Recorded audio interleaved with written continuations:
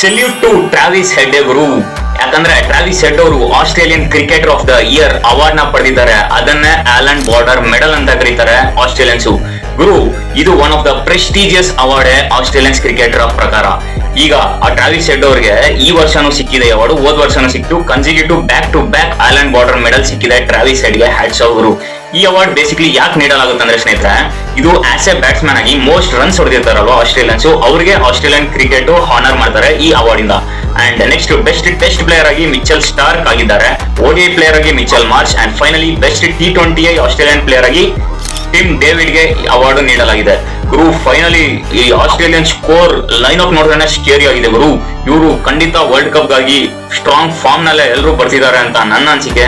So finally ಎಲ್ರಿಗೂ congratulations, ಒಳ್ಳೇದಾಗ್ಲಿ Australian ಪ್ಲೇಯರ್ಸ್ಗೂ ಸಹ ಅಂತ ನಾವು ವಿಶ್ ಮಾಡೋಣ.